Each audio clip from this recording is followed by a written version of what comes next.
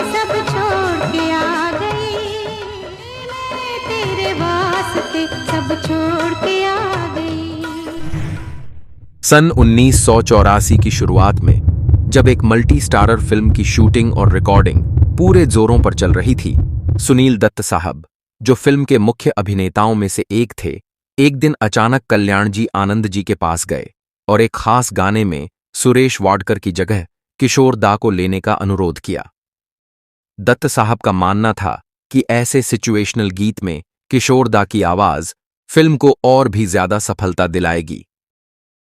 कल्याण जी आनंद जी और फिल्म के निर्देशक दोनों सुनील दत्त की बात क्यों मान गए, और हम यहां किस फिल्म की बात कर रहे हैं जो 1984 की सबसे सफल फिल्मों में से एक बनी, सब कुछ जानेंगे आज के इस बहुत ही दिलचस्प एपिसोड में।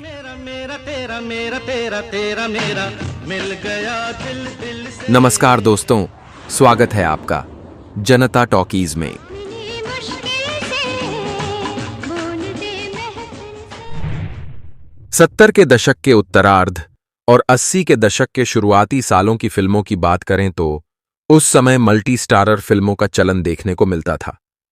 80 के दशक के शुरुआती वर्षों की कुछ सफल मल्टी स्टारर फिल्में थीं: क्रांति, नसीब, हमसे बढ़कर कौन, सिलसिला, राजपूत और राजतिलक। मनमोहन देसाई, प्रकाश मेहरा, राजकुमार कोहली आदि जैसे कुछ निर्देशकों ने 70 और 80 के दशक में कई सुपरहिट और ब्लॉकबस्टर मल्टी स्टारर हिंदी फिल्मों का निर्देशन किया।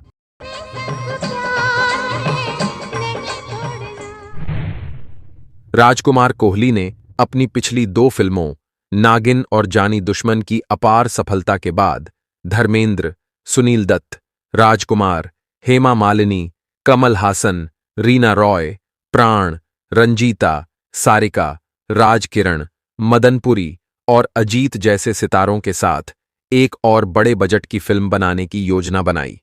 कल्याण जी आनंद जी को फिल्म के संगीत निर्देशक के रूप में चुना गया और फिल्म के गाने लिखने थे वर्मा मलिक को। फिल्म की कहानी को ध्यान में रखते हुए फिल्म का नाम रखा गया राज तिलक।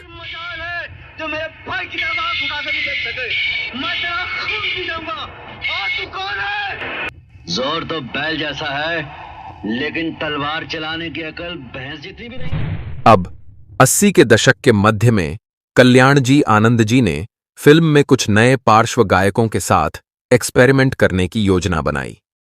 किशोर दा और आशा जी के अलावा अलका याग्निक, अनुराधा पौडवाल, साधना सरगम, शब्बीर कुमार, सुरेश वाडकर फिल्म के पार्श्व गायक बने।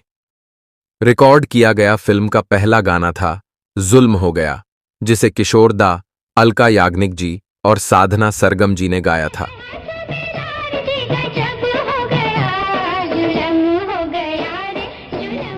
अगर आप गाने को ध्यान से सुने तो आसानी से समझ में आता है कि दोनों गायिकाएं किशोर दा की तरह गाने की लय को बनाए रखने में सक्षम नहीं थीं।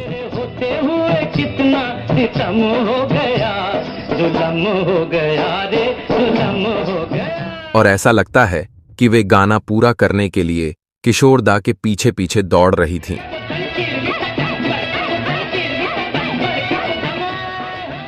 अगर गाने में आशा जी की आवाज होती किशोर दा के साथ तो गाने में और भी निखार आ सकता था।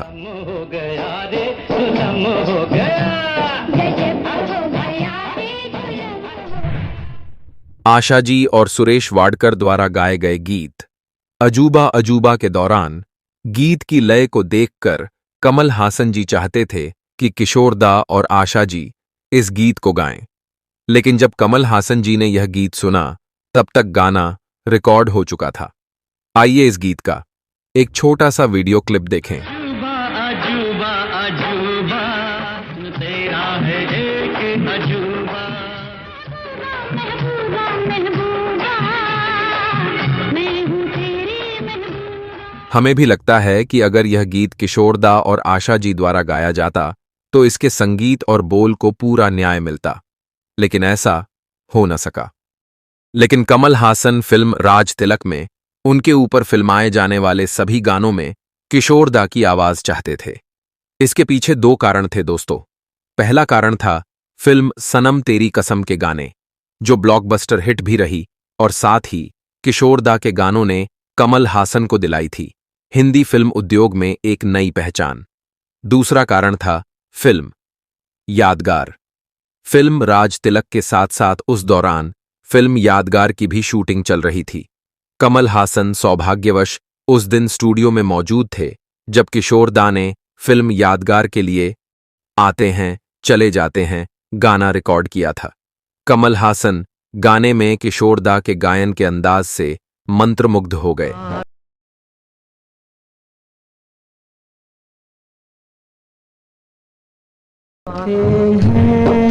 और इसीलिए फिल्म राज तिलक के गानों की रिकॉर्डिंग के दौरान कमल हासन ने फिल्म के निर्देशक और संगीत निर्देशकों को बार बार किशोरदा के लिए मनाने की कोशिश करते रहे, लेकिन किसी ने भी कमल जी की बात पर ध्यान नहीं दिया।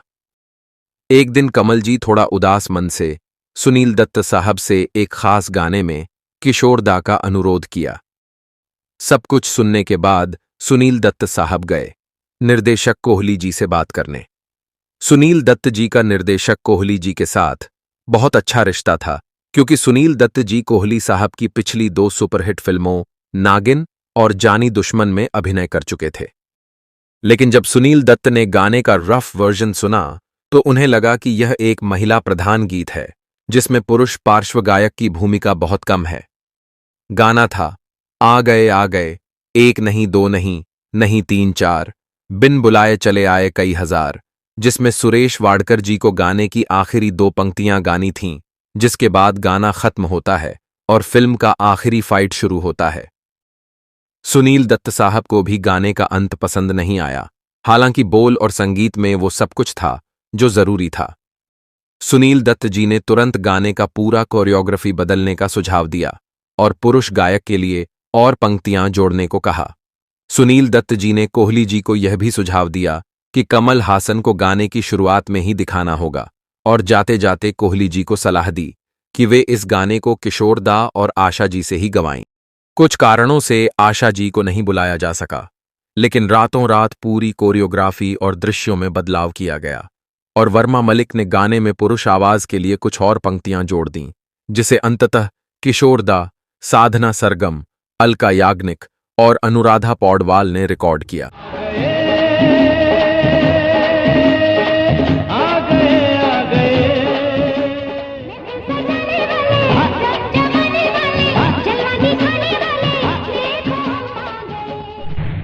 जब किशोरदा स्टूडियो आए तो हंसते हुए बोले, अरे कोहली जी, मैं अब बूढ़ा हो चुका हूं, आप मुझे एक ही फिल्म के गानों के लिए अलग अलग दिन क्यों बुलाते हो? एक ही दिन में करवा लो ना। जलवा दिखाने वाले देखो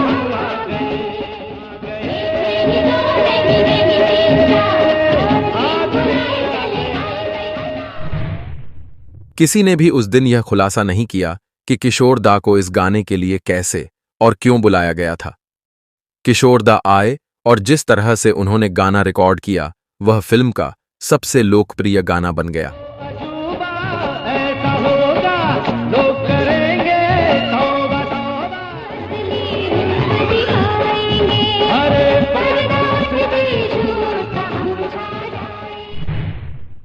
जिस गाने को किशोरदा की आवाज मिलने की कोई उम्मीद नहीं थी, उसी गाने को किशोरदा ने गाकर सुपरहिट कर दिया। कमल हासन साहब और सुनील दत्त जी के आभारी हैं हम, जिन्होंने फिल्म निर्देशक और संगीत निर्देशक दोनों को किशोरदा को गाने में लेने के लिए लगभग मजबूर कर दिया। दोस्तों, अपनी राय जरूर दें। अगर यह गाना किशोरदा की जगह सुरेश जी ने गाया होता तो आज हम में से कितने लोगों को याद रहता ये गाना? सुरेश जी बेशक एक अच्छे गायक हैं, लेकिन किसी भी एंगल से किशोरदा के करीब कभी नहीं आ सकते।